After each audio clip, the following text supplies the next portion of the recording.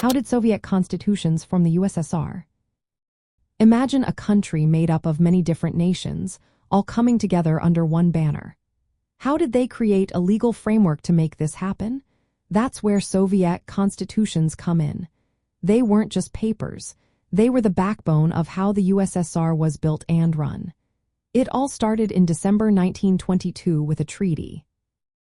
This treaty united for independent socialist republics: the Russian Soviet Federative Socialist Republic, Ukrainian Soviet Socialist Republic, Belarusian Soviet Socialist Republic, and Transcaucasian Soviet Federative Socialist Republic.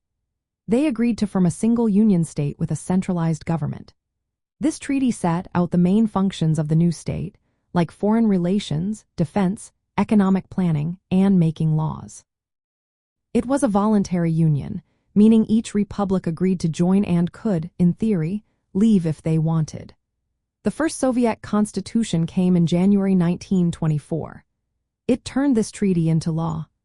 It declared the USSR as a multinational socialist federation, led by the dictatorship of the proletariat, which meant the working class and the Communist Party held power. It guaranteed the sovereignty of each republic but also created a unified citizenship for everyone. The Constitution set up the main government bodies, like the Congress of People's Deputies, which was the highest authority.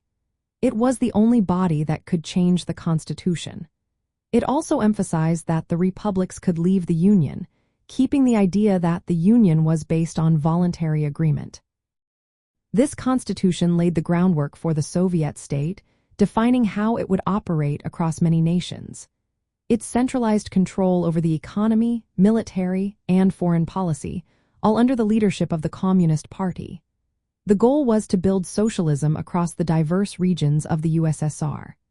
As time went on, new constitutions came, like the one in 1936. This one expanded the number of republics and created the Supreme Soviet, a new legislative body made up of two chambers. It replaced earlier Soviet congresses and was responsible for passing laws.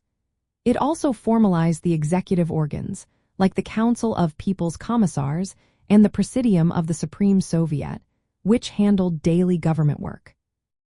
These constitutions weren't just about laws.